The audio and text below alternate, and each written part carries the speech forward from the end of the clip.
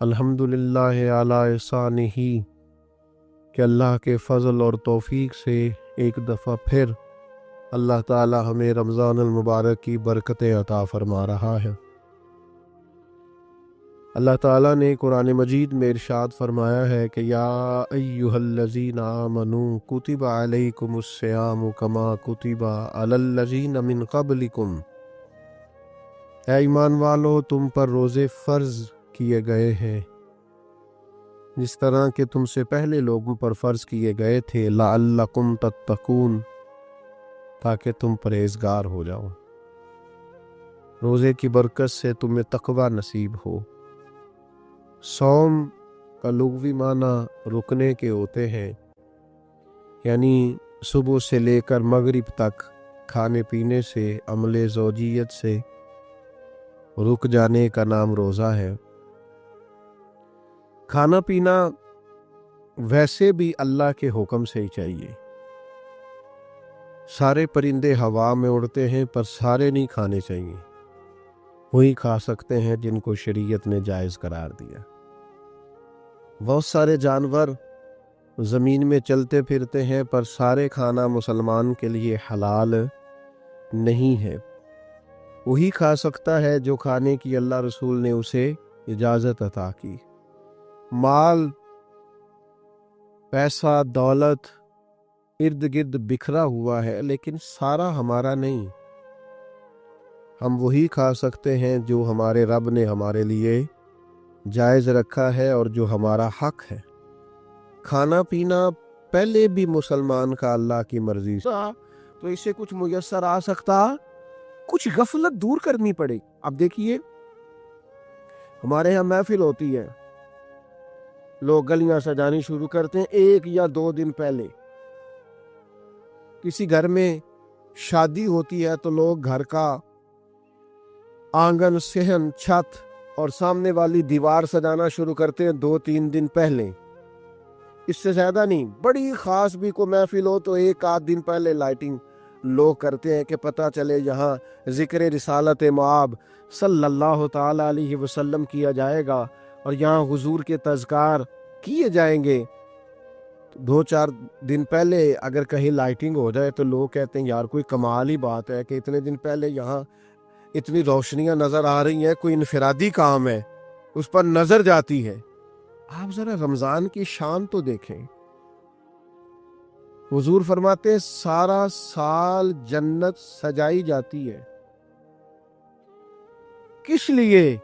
حضور فرماتے ہیں رمضان المبارک کے لیے سارا سال جنت سجا دی جاتی، اس کو تیار کیا جاتا ہے رمضان کی سعادت افروز گھڑیوں کے لیے، ان مقدس ایام کے لیے جو لے کر رمضان سایہ فگن ہوتا ہے، اس کے لیے پورا سال جنت کو سجایا جاتا ہے، تزئین و آرائش کی جاتی ہے۔ اور رمضان آتا ہے تو کریم کے کریمانہ فیصلے ہونے شروع ہو جاتے ہیں۔ کریمانہ فیصلے، ایک کریمانہ فیصلہ ہوتا ہے کہ دوزخ کے دروازے بند کر دو اور جنت کے سارے ہی دروازے کھول دو، اس کو راستہ کیا گیا ہے۔ پھر آپ کو پتہ ہے ایک انوکھی بات بھی آپ سے کرنی ہے، قانون نافذ کرنے والے اداروں کو نا مجرموں کا پتہ ہوتا ہے، ان کو پتہ ہوتا ہے کس جگہ کچھ فسادی لوگ ہیں، وہ دیکھتے ہیں نا ملک میں کوئی خاص مہمان آ رہا ہے جو ملک کے لیے فائدہ مند ہے اور وطن کے لوگ اور وطن کو اس سے فائدہ ہوگا، استفادہ کریں گے لوگ اس کے آنے سے، وہ کیا کرتے ہیں ان فسادیوں کو پہلے بند کر دیتے ہیں، کہتے ہیں ایسا نہ ہو کہ یہ آ کے کوئی خرابی کرے، وہ منع کر دیتے ہیں۔ تو یاد رکھ لیں، سمجھ لیں، حضور فرماتے ہیں شیطان کو بھی قید کر دیا جاتا ہے۔ رمضان آنے والا ہے تو اللہ شیطان کو قید کر دیتا ہے، جکڑ دیتا ہے۔ فرمایا رمضان آ رہا ہے اور میرے بندوں نے اپنی بخشش کرانی ہے، انہوں نے میری عبادت کرنی ہے، انہوں نے روزے رکھنے ہیں، انہوں نے آ کر کے اللہ کے حضور معافیاں مانگنی ہے، اور رمضان کی ہر رات میں 70 ہزار یا بلا مثال و بلا تشبیہ اللہ جانے کتنے بے حساب لوگوں کی رب نے بخشش کرنی ہے۔ تو یہ شیطان بڑا مکار ہے، یہ کھلا ہوا دشمن ہے، کوئی خرابی نہ کر دے، لہذا پہلے اسے باندھ دو۔ خرابی نہ کرے کسی قسم کی، اسے باندھ دیا جاتا ہے۔ مہمان بھی آ گیا، خرابی کرنے والا بھی باندھ دیا، لیکن اگر فائدہ لینے والے پھر بھی فائدہ نہ لے تو پھر ان سے کہا جائے گا کہ تمہارے پاس اب کوئی بہانہ بچا نہیں ہے، اب تمہارے پاس کوئی کسی قسم کا عذر باقی نہیں ہے۔ اب تو یہ تھا کہ تمہیں بخشش کرانا چاہیے تھی، استغفار پڑھنا چاہیے تھی، دعائیں کرنا چاہیے تھی، قرآن مجید کی تلاوت کو کثرت سے کرنا چاہیے تھا، لیکن چونکہ اب تم یہ بھی نہیں کہہ سکتے کہ مجھے شیطان نے گمراہ کر دیا، وہ تو باندھ دیا گیا ہے، اب تو فسادی کو ویسے ہی کنٹرول کر دیا گیا ہے۔ اب بھی تم اگر سوئے رہے، اب بھی اگر تم نے غفلت کی، اب بھی چھوٹے موٹے بہانے کر کے تراویحاں چھوڑتے رہے، اب بھی ذرا ذرا سی سستیاں کر کے ادھر ادھر نکلتے رہے، اس کا مطلب یہ ہے کہ پھر تم استفادہ کر سکے، تم نے سستی کا مظاہرہ کیا، تم نے اور اب دیکھیں جب اتنے بندوبست کیے تمہارے لیے، ثواب بھی بڑھا دیا، اجر بھی بڑھا دیا، تمہارے لیے جو فساد پیدا کرنے والا شیطان تھا وہ بھی قید، لیکن اگر تم پھر بھی عمل نہ کرو، پھر بھی مسجد نہ آؤ، تو پھر حدیث پاک سن لیں۔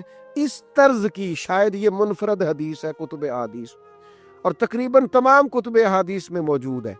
حضور علیہ الصلوۃ والسلام نے نا صحابہ سے فرمایا سارے مسجد میں جمع ہو جاؤ میرے ممبر کے پاس، لوگ جمع ہو گئے، اللہ کے حبیب علیہ السلام نے ایک قدم ممبر کی سیڑھی پہ رکھا، فرمایا آمین، پھر دوسری سیڑھی پہ قدم رکھا تو فرمایا آمین، پھر تیسری پہ قدم رکھا تو فرمایا آمین۔ تو صحابہ کو بڑا تجسس ہوا، انہوں نے بعد میں عرض کی یا رسول اللہ صلی اللہ تعالی علیہ وسلم کرم فرمائے، بندہ نوازی کرے، ہماری رعایت کر دے، یہ کیا معاملہ تھا؟ تو حضور فرمانے لگے میرے پاس حضرت جبریل امین حاضر ہوئے،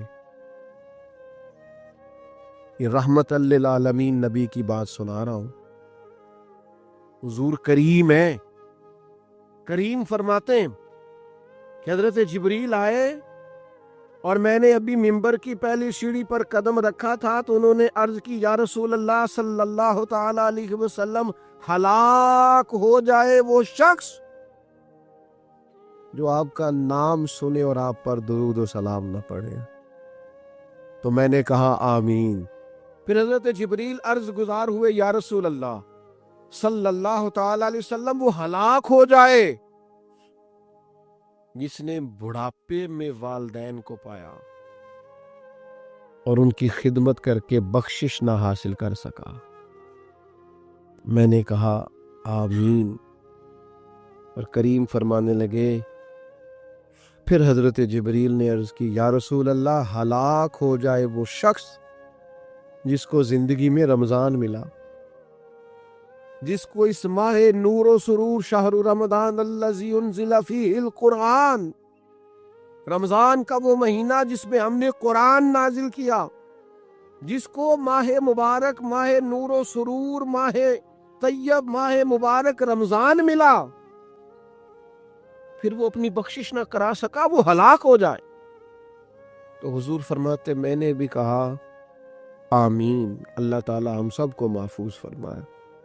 میں عرض کر چکا ہوں کہ جب ثواب بھی بڑھا دیا گیا اور جب طاقت بھی بڑھا دی گئی عبادت کی، اور جب برکتیں بھی زیادہ ہو گئیں، نعمتیں بھی زیادہ ہو گئیں، رکاوٹ ڈالنے والا، رخنا ڈالنے والا شیطان بھی قید کر دیا گیا، تو اب بھی کوئی شخص اگر توجہ ہی نہ کرے، رجوع ہی نہ کرے، تو پھر اس کے لیے یہ حکم آیا کہ وہ ہلاک ہو جائے، پھر وہ برباد ہو جائے۔ جب اتنی سعادتیں موجود ہیں، اتنے بندوبست کیے گئے ہیں، جنت کو سجایا گیا ہے، رمضان شریف میں 2-4 کام ضرور کرنے، ایک تو روزہ رکھنا ہے۔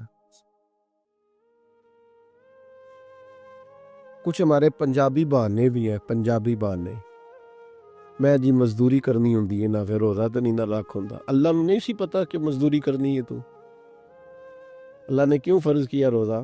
ہلکے سے لوگ بیمار ہوتے ہیں، بالکل معمولی سے، کوئی ایسا عذر نہیں، روزہ چھوڑ دیتے۔ ذرا ذرا سی باتیں لے کر لوگ، آپ یقین کریں، اہمیت کو نہیں سمجھتے، اور بعض صرف سست ہیں، غافل ہیں، منہ پھیرے ہوئے، اگر یہ ایک حدیث سمجھ میں آ دے نا، ترغیب و ترہیب میں اور دیگر کتب حدیث میں بھی موجود ہے، حضور نے فرمایا جس نے رمضان کا ایک روزہ چھوڑ دیا، زندگی بھر بھی روزے رکھے، وہ فضیلت نہیں پا سکتا جو رمضان کا روزہ سے فضیلت اسے مل رہی تھی۔ اتنی بڑی بات ہے، آپ اس کو سمجھ لیں، یعنی سعادت افروز روزے ہیں رمضان کے۔ تو کوشش کریں اپنے آپ کو مینج کریں، مینٹین کریں چیزوں کو، اپنی صحت کا خیال کریں۔ میں تو دوستوں سے کہا کرتا ہوں رمضان سے پہلے جو ایام ہے پہلے سے بڑھ کر اپنی طبیعت کا خیال رکھیں، تاکہ رمضان میں کوئی کسی قسم کی طبیعت میں بھی کمزوری پیدا نہ ہو اور صحیح صحت مندی کے ساتھ انسان رمضان شریف کے روزے گزار سکے۔ دوسری بات ہے رمضان میں خوب قرآن مجید پڑھنا۔ شہر رمضان الذی انزل فیہ القرآن، رمضان ہی کا تو وہ مہینہ ہے جس میں قرآن نازل کیا گیا۔ نبی کریم صلی اللہ تعالی علیہ وسلم رمضان المبارک میں حضرت جبریل امین علیہ السلام کے ساتھ قرآن مجید کا دور فرمایا کرتے۔ حضور حضرت جبریل کو پارہ سناتے اور جناب جبریل نبی کریم علیہ السلام کو سنا۔ یہ دور ہوتا ہے قرآن مجید کا۔ اللہ نے کتنی زیادہ توفیق دی ہے، ہر مسجد میں تراویح میں قرآن پڑھا جاتا ہے۔ تھوڑی ہمت کریں، تھوڑی کوشش کریں۔ ہمارے بزرگ فرمایا کرتے تھے ایک پارہ گھر میں پڑھا کرو قرآن مجید کا، تاکہ تمہیں دیکھ کے بچے بھی پڑھیں، اور ایک پارہ مسجد میں تلاوت کیا کرو، اور ایک رات کو تراویح میں 3 پارے روز قرآن مجید کے ہو جائیں گے تو انشاءاللہ تعالی رمضان ختم ہوگا تو 3 قرآن پاک بھی ختم ہو جائیں گے۔ یہ ارادہ کریں، یہ پروگرام بنا، خوب قرآن مجید سے دلچسپی پیدا کریں۔ تیسرا کام رمضان میں جو کرنے والا وہ ہے کثرت سے استغفار۔ کچھ غلطیاں نا ہم کرنا نہیں چاہتے، ہم سے ہو جاتی ہیں۔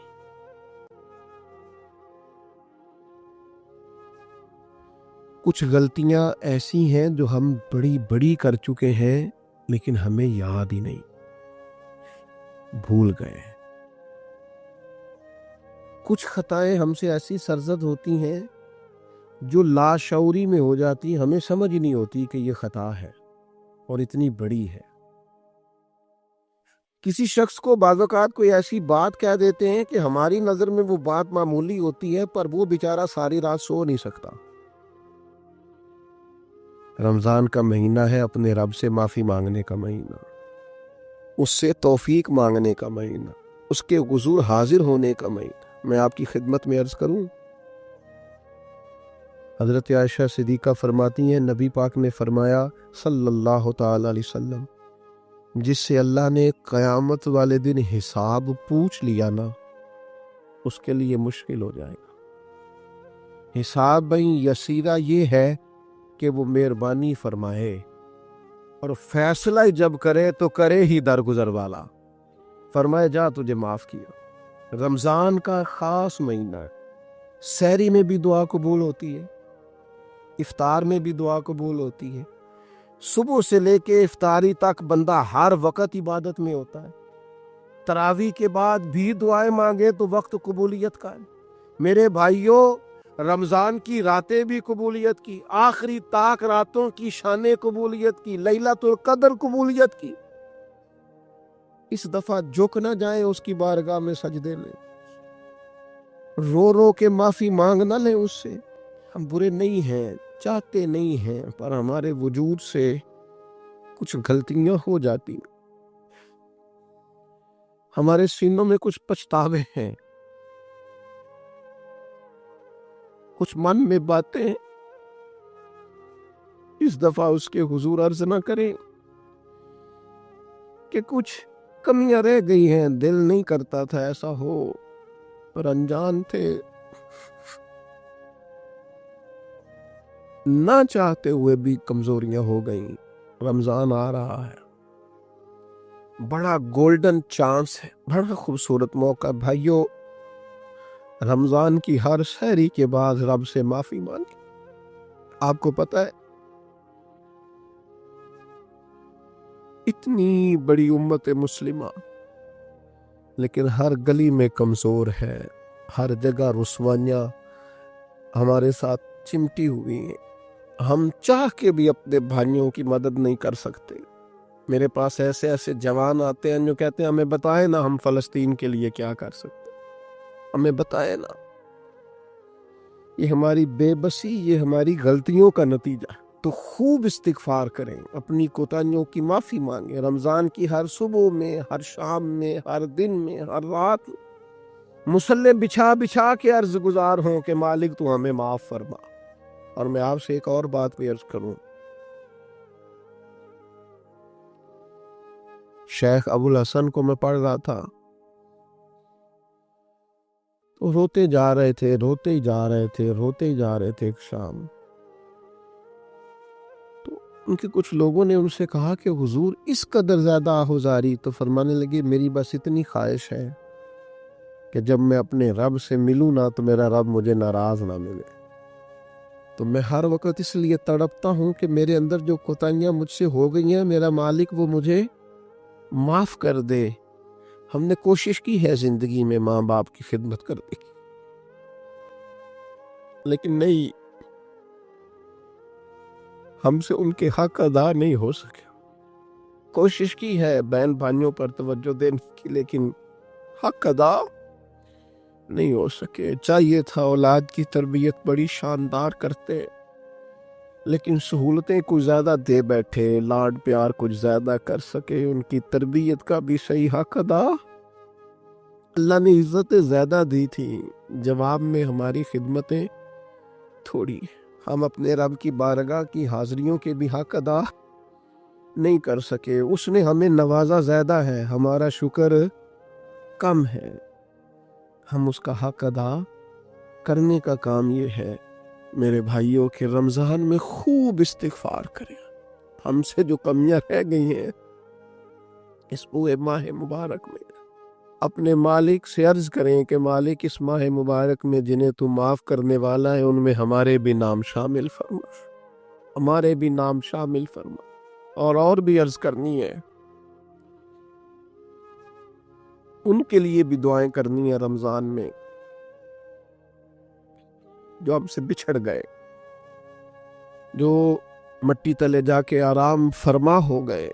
یہ رمضان مبارک چونکہ بخشش مانگنے کا مہینہ ہے، اللہ کے حضور معافی مانگے ان کے لیے بھی، ہمارے اپنوں کے لیے، ماں باپ کے لیے، عزیز و اقربا کے لیے، کہ اللہ کریم ان کی قبروں کو بھی ٹھنڈا کرے، ان کے حال پہ بھی رحمت کی نظر کرے، ان کے لیے بھی مالک آسانیاں کرے۔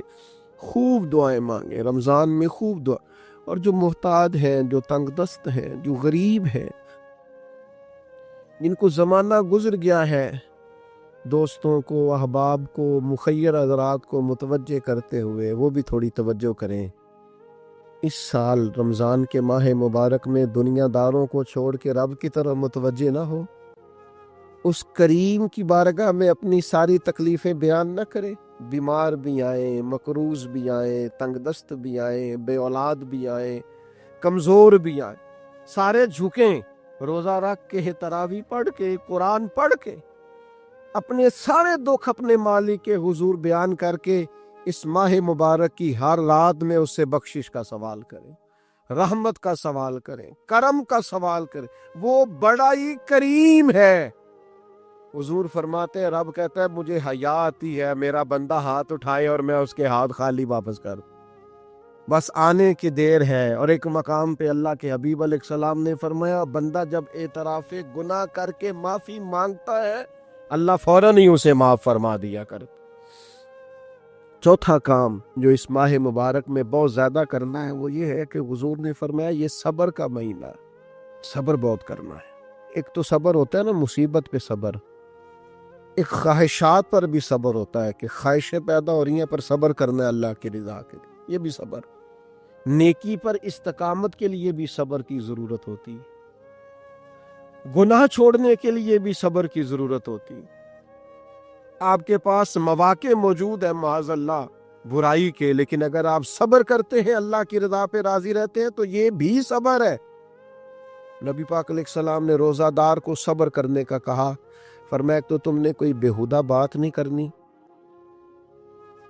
کوئی گالم گلوچ نہیں کرنی، اور اگر کوئی تم سے لڑائی جھگڑا کرے، کوئی بےہودہ بات کرے تو تم نے کیا کہنا، انی صائم مرتین، تم نے 2 مرتبہ کہنا ہے بھائی میں تو روزہ دار ہوں.